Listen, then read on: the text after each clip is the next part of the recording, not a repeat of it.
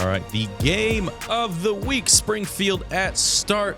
The first ever game day tailgate appearance for the Start Spartans. Justin and Co will be there before the game to break everything down for you.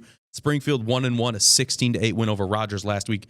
Start 0-2, but battling in both of those games. Lost 49-25 to Clyde last Friday. How's this thing shake out? I like this matchup, one, because, as you mentioned, tailgate going to be there for the first time, so a spotlight on some teams that maybe have not had the spotlight shown on them in the past few years. But both of these teams have shown glimpses of greatness or a spectacular great play, but they've also been undisciplined. They also have had drives stall out. And that's why I think it's intriguing, because both teams have done very, very similar things through the first 2 weeks. You mentioned Start 0-2 and Springfield 1-1, but Coach Nate James, in talking with him on Tuesday, he said that we've shown that we can make the special plays, but can we make the more mundane plays, mundane plays that impact the game in a greater way, as opposed to, a flash in the pan 66-yard run in the second quarter. For sure. But then we allow 2 long drives that lead to 2 touchdowns, and then we're losing the game kind of thing. So they need to focus on that element, and it is a young team. In talking about Start, they got to learn how to win, and they scored 5 wins last year.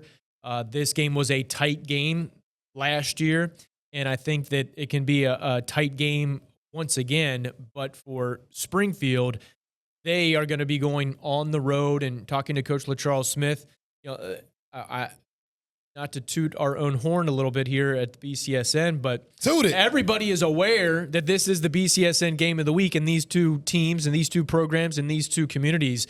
And Coach Smith admittedly said, hey, coming out of this week, coming off the win against Rogers, we got a little bit of nerves, because we know BCSN cameras are going to be there and the tailgate show is going to be there.